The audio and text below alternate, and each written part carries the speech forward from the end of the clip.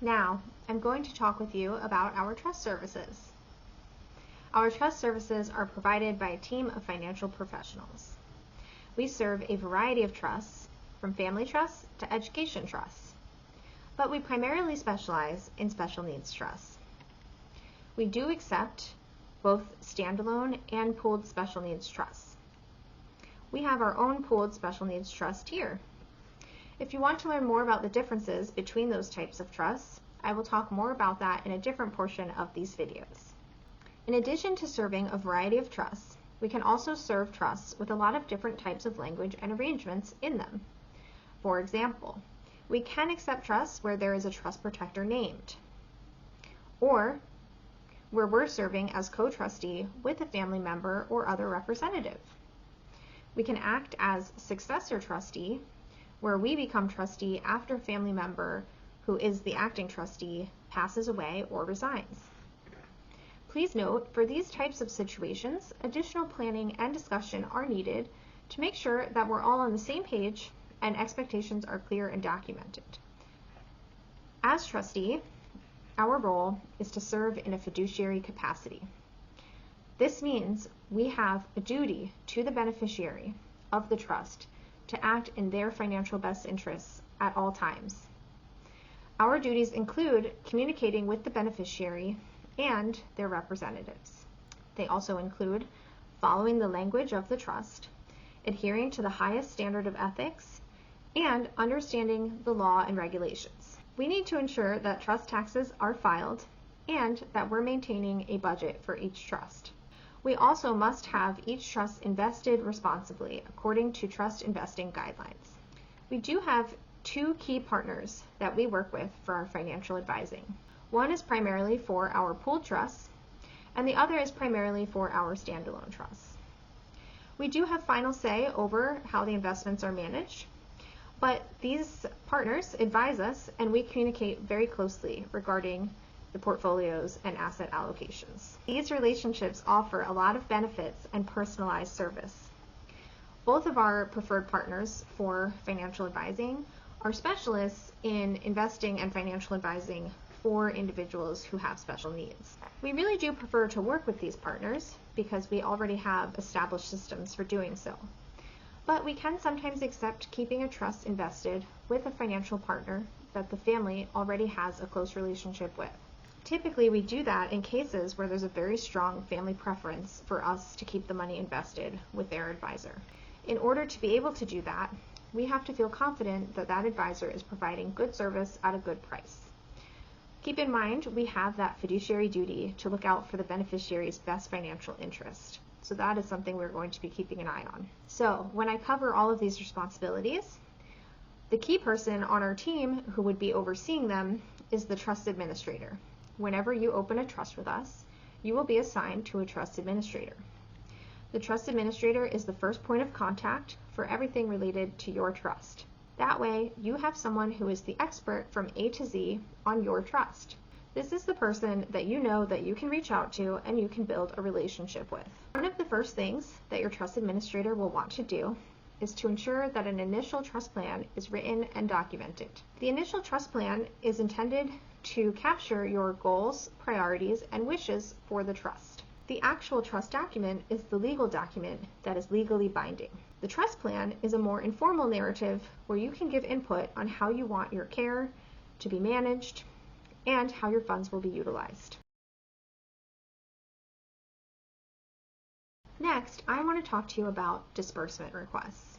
A disbursement request is when a beneficiary is asking for the trust to pay for something that's outside of their regular annual budget. Essentially, they're asking for something that's not part of their routine bill pay or stipend. For some people, they may not have a lot of regular costs, so they're just making disbursement requests when something comes up that they want the trust to pay for. When a beneficiary wants to make a disbursement request, they or their representative would do so by contacting their trust administrator. They can reach the trust administrator by phone, text, or email. They can also fill out a form online that's on our website. Typically, there's some key information that we're going to need to respond to a request. The information includes roughly how much the cost would be, what is the purpose of the request, and in particular, we need to be able to illustrate that the expense is of benefit to the beneficiary. We also need to know the best method of payment for the item. Ideally, this information is provided by the beneficiary. But if they need assistance with obtaining supporting documentation to answer questions around cost and how to obtain the item, we can provide assistance. Once we receive the initial request, again over phone, text, email, or through our online form, we have to review the request to ensure that it is something that we're allowed to approve. When we're looking at a request, some of the things that we consider are, is this of benefit to the beneficiary? Typically, in a special needs trust, there's even language that indicates that the beneficiary has to be the sole or only person benefiting. That means we can't do something that is primarily for someone else's benefit, like buying a gift for a beneficiary's friend. We also need to check that the trust language allows for the purchase of this item. Sometimes trusts have specific guidelines that say things like, we're only allowed to spend trust income and not dip into the principal. Or there may be specific guidelines about the types of purchases we're allowed to make. So not only do we have to look at the trust document language, but we also like to reference the initial trust plan to see if there's any guidance from the person who set up the trust. So, for example, if a parent indicated in the initial trust plan that they really care about their loved one being able to continue going on an annual vacation, that helps clear the way for us to agree to that type of disbursement. Another factor we have to consider is safety. There might be things that are allowable under the trust language, but for that particular individual, because of their circumstances or health conditions, it wouldn't be a safe activity. In many cases, it could be safe if we pull in some additional supports or make some additional plans to accommodate concerns. So in those cases, we can do some brainstorming and troubleshooting to try to fulfill the request in a safe fashion. The last thing that we have to consider when evaluating a request is, of course, cost. We have to think about the financial sustainability.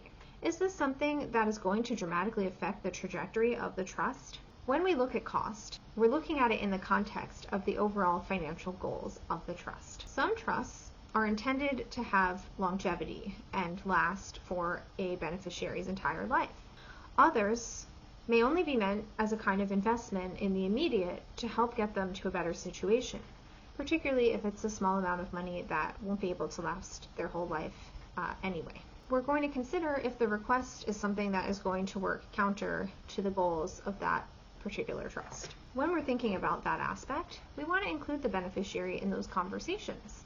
Maybe we're willing to change the financial goals as long as it's done with everyone's clear understanding and intentionality. Something also to note, if the trust is a special needs trust, we're not able to pay for things that the benefits would typically pay for. That means we can't pay, for example, for a wheelchair if insurance would pay for it, or we would have to show why the insurance-covered wheelchair is inadequate. I will stress, though, that sometimes people make assumptions about what their trusts can and can't pay for based on their benefits. There can be misunderstandings because benefits are very complicated. A common one is that people think trusts can't pay for housing. That's only true if you're on a very specific set of benefits. And even then, trusts can pay for housing, it just might have an effect on the full amount of the benefits that you would get. In some cases, that's a worthwhile trade-off. So that's why we're the experts and we're here to help guide you. And we have a good understanding of what's allowable and what isn't. So never make an assumption, just go ahead and put that request in and we'll communicate about what comes next. Another thing to know, if a trust is a special needs trust, we cannot give cash directly to the beneficiary. But we do have those special types of cards that are allowable, and that is a way to get funds fairly directly into the beneficiary's hands. So, when considering if we can approve or deny something, we look at all of those questions. In reviewing those questions, we have a tiered system for how we do our approvals. If the item is low cost and pretty straightforward in regard to those questions, the trust administrator can approve or deny it themselves. If it's slightly more complicated and or more expensive, there's another person on the team who has to approve the request in our software. If it's a several $1,000s range item, or if there are multiple concerns or complications, it will be discussed in our weekly team meeting. The tier above the team meeting requires approval from the executive director. And our highest tier of approval is through our Trust Advisory Committee. The Trust Advisory Committee is made up of board members. They look at requests that are more than 15% of the trust or in the $20,000 and up range. So think about things like a car or college tuition. They have to review those types of requests. We want to make sure that for important decisions, things aren't being decided unilaterally and multiple perspectives are being considered. This ensures due diligence. As you can imagine, this process can take some time. A standard trust request can take up to 10 days. If it's something that has to go to TAC, it can take considerably longer.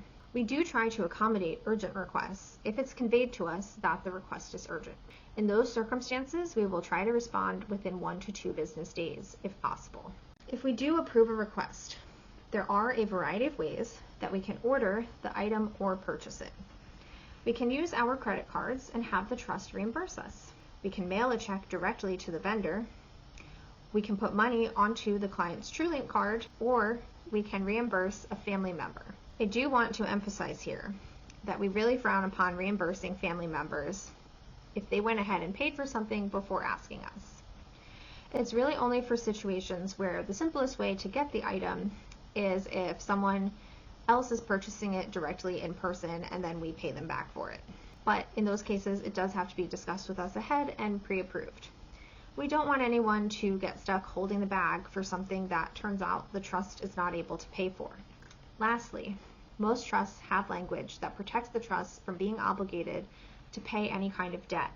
Because of that, we typically are very hesitant to pay credit cards or credit card debts or other debts. There are some extenuating circumstances where we are willing to do that, but usually it's not something that we're able to do. So, I hope this gives you an overview of how we make decisions about our disbursement requests.